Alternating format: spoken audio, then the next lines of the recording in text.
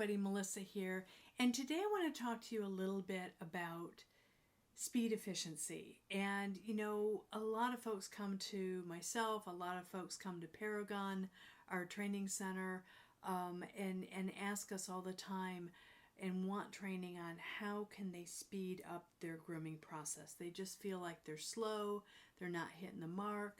They're not being able to do a small to medium-sized dog an hour. They really struggle with that. It might take them 2 hours to do it.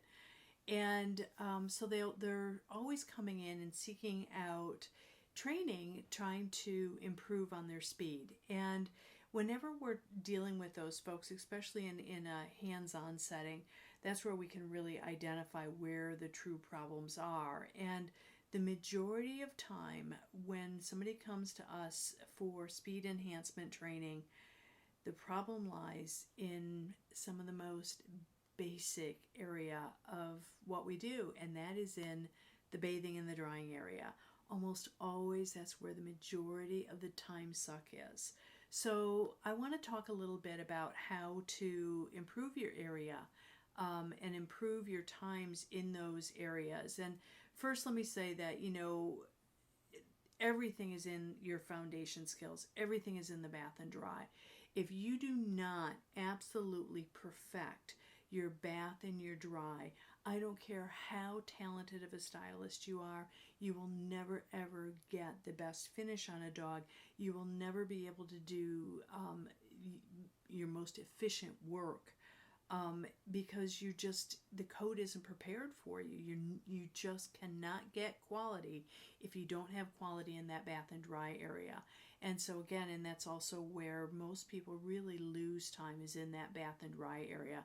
And so I want to take a look at probably the number one problem area in that bath and dry section, and that is with getting the dog out of the tub and to the drying, or getting it dry. And what I am always surprised is how many people either skip towel drying altogether. They just don't use towels, they don't use moisture magnets, they just use their high velocity dryer, or they use their blasters, depending on what part of the world you're in. They're called by both things, high velocity dryers or blasters. Or maybe they just basically lightly hit them with a towel and throw them into a kennel dryer. Those scenarios are not, number one, they're not going to yield you a quality result, and number two, they're not going to be efficient. It's not going to happen.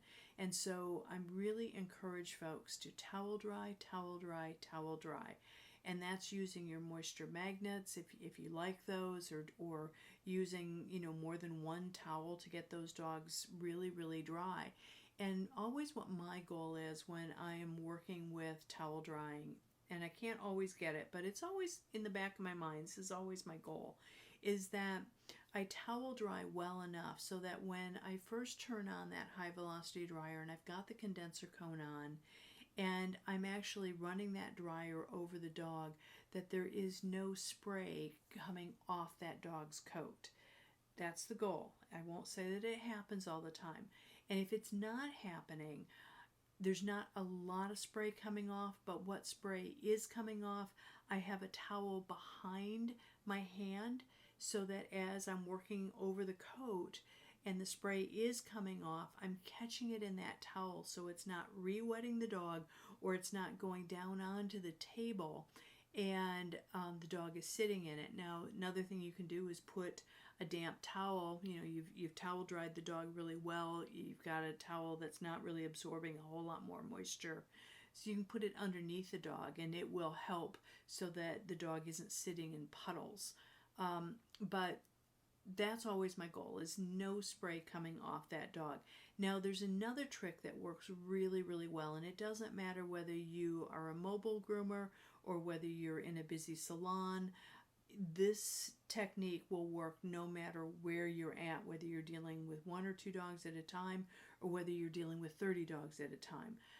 It's easier when you're first learning how to do it to work with just a few dogs, not the 30. But this is the routine, and it's basically, to me, it's a game, and it's a really, really fun game.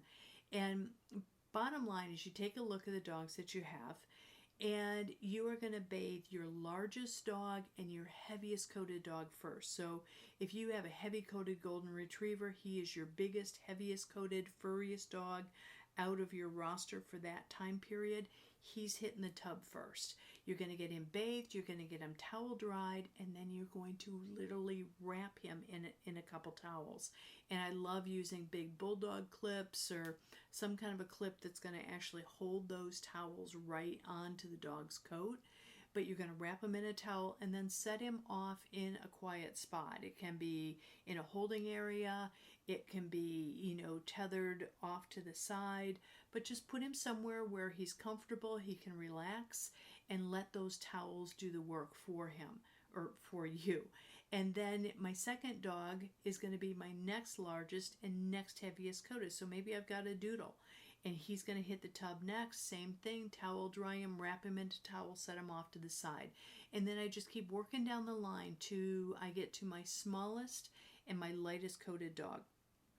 And basically what I'm doing is it's the same concept that us gals or guys, if you've got a lot of hair, my husband happens to be bald, so he doesn't use this technique, but every morning when I jump out of the shower, the first thing I do is I wrap my hair in a towel, and I'm letting that towel absorb the moisture of my hair, and I go on with my morning routine, and I do, my makeup or, do my face or whatever I'm going to be dealing with that morning.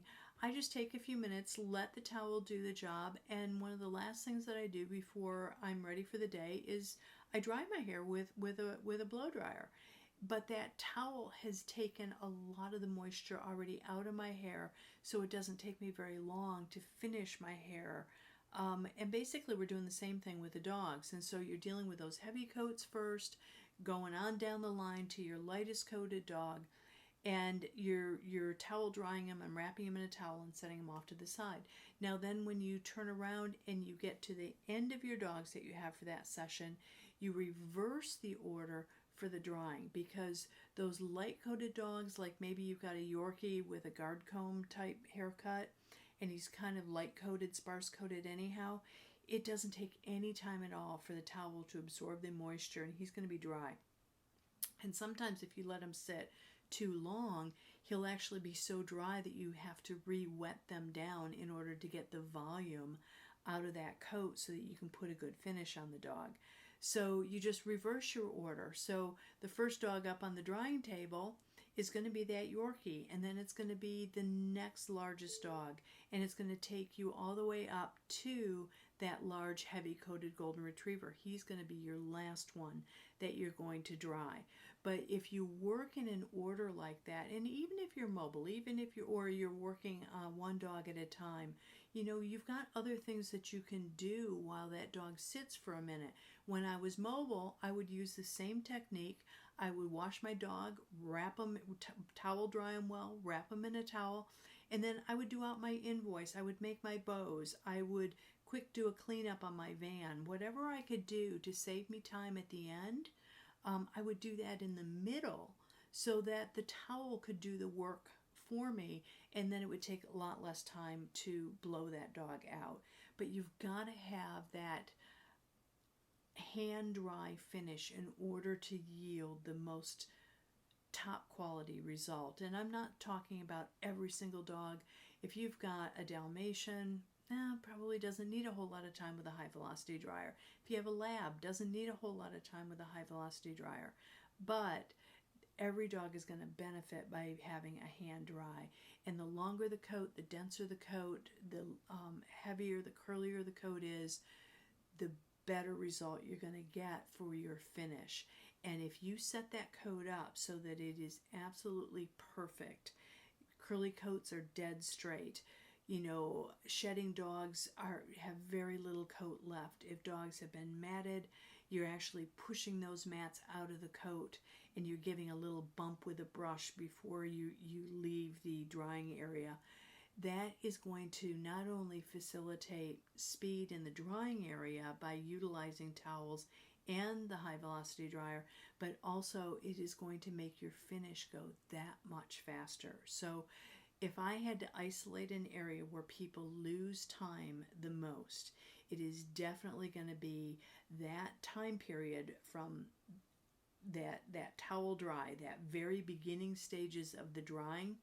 That is the number one time problem area. So take a look. If you're struggling with time, if you're having a hard time getting dogs finished efficiently, and you know you could improve, take a look in that area. And like I said, that game that I was telling you, it works whether you're dealing with one dog or whether you're dealing with 30. Now, you're dealing with 30 or more, it's a real game, and hopefully you've got some practice, but it is very efficient, and you can get through an awful lot of dogs in a very short amount of time by being efficient and having a method to your drying madness to get through all the dogs in the shortest amount of time possible.